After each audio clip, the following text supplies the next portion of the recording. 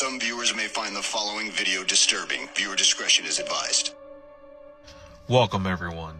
Today we're going to be talking about the dating game killer part 3. This is the story of Rodney Alcala.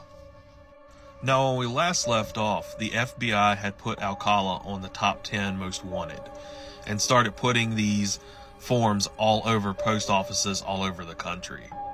And while he was in New Hampshire under the alias as John Berger, two girls who had actually attended the class of the class for fine arts were riding their bikes and would get caught in a storm. And to get in the dry, they would go in a post office and they would find this form and they would kind of look at each other and go, hey, that looks like John Berger. So they would go to the camp and they would talk to the camp counselor and say, hey, there's a paper in a post office of John Berger, but he's under the name Rodney Alcala, and he's wanted. So they would tell the girls, don't tell anybody. We're going to go over there. We're going to check it out, and we'll take care of everything. They went to the post office, and like they said, they found John Berger's face as Rodney Alcala. They called the FBI and they said, listen, I think we know the guy that you're looking for. So they wasted no time in going to New Hampshire and extraditing him back to California for the assault of Tali Shapiro. The cops really believed this was going to be an open shut case. And the cops up until this point were very confident that he was going to spend the next 20 or 30 years in prison.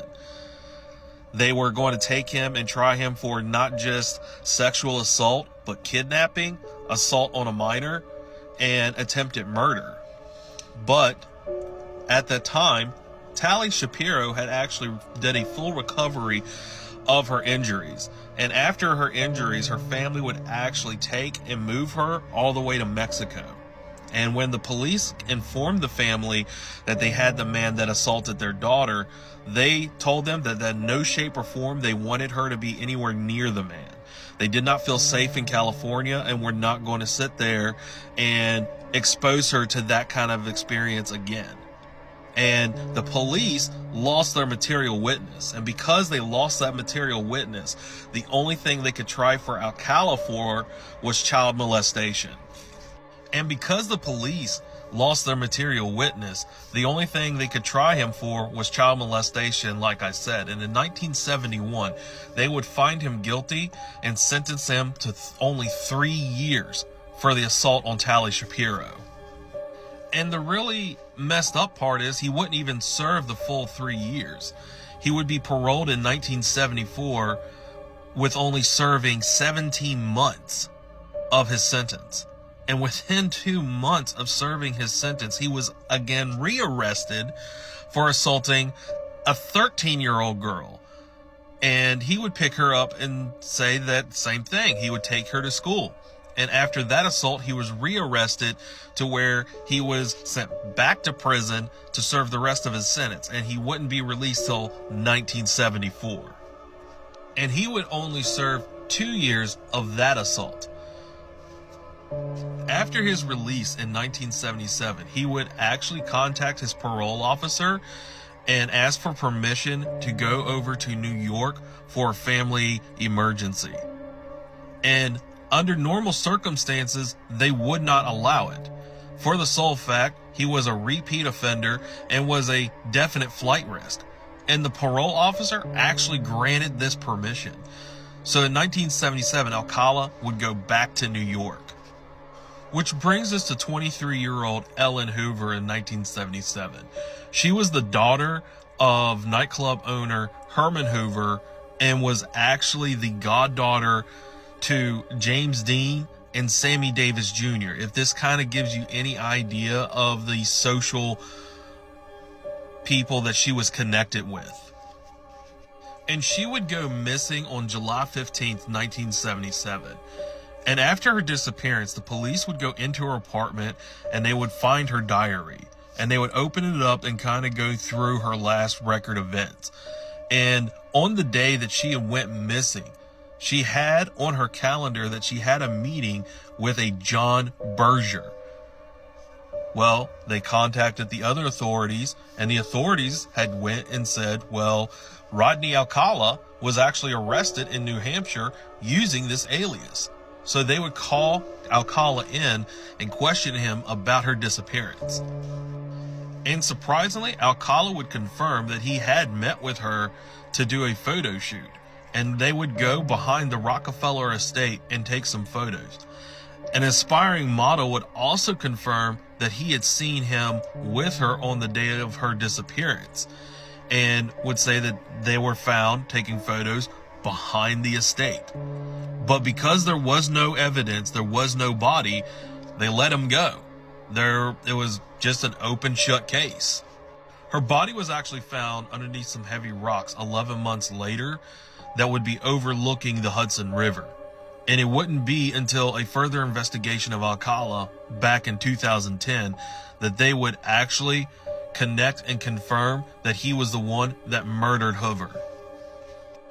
And in 1978, he would leave New York and move back to LA and get a job at LA Times as a typesetter, even though he had a record of sexual assault, child sexual assault, assault and battery, and just all of his many charges.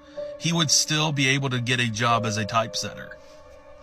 But a lot of people speculate what made it so hard to identify Alcala with a lot of these murders was in between where he was doing all of these crimes, whether it be in California or New York, there was other crimes that was going on in the same place. For example, in LA, a lot of the crimes that Alcala had committed, they would connect it to the Hillside Stranglers. And it was also hard to connect him in New York because at the time, the Son of Sam was actually going around and committing his murders. Which is why a lot of people believe he went quiet with a lot of these murders. And speaking of the Hillside Stranglers, during the time their string of murders was going on, Alcala would actually be brought in for questioning in his connection to the murders because he was a known sex offender. But they would not find any connection to any of the murders and they would let him go. And while he was working at the LA Times, he was being known around coworkers as a photographer, and he would actually share a lot of his photographs with his workers. And the workers would describe them as kind of weird, just going around showing a lot of these photos, because a lot of these photos would not just involve women, but would involve children, girls, boys. And a lot of these photographs not only were nude photos, but they would be in sexual in nature, and they would be in very suggestive poses. And people would say, we thought it was weird, but he claimed to be a professional, so we didn't think much of it. And this kind of brings us to 1978, where he would be involved in something that he is forever infamously known for, where he would attend on an episode of the game show, The Dating Game. The Dating Game was a very popular show in the 70s.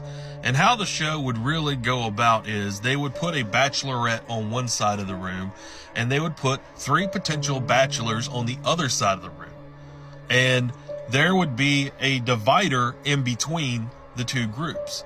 And the bachelorette would go around and begin asking the different bachelors suggestive questions.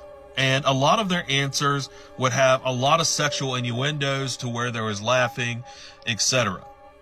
And Alcala would find him as a contestant on this show. But looking back in the episode, even though people are laughing and everything seems funny, if you look at a lot of his answers, they are more haunting and creepy than actually funny. Okay, and here we go. Bachelor number 1. Yes. What's your best time? The best time is at night. Nighttime. Why do you say that? Because that's the only time there is. The only time? What's wrong with morning, afternoon? Oh, they're okay, but nighttime's when it really gets good. Then you're really ready. Alcala would actually be chosen as the winner of the show in that episode. Luckily, Cheryl Bradshaw would reject that date.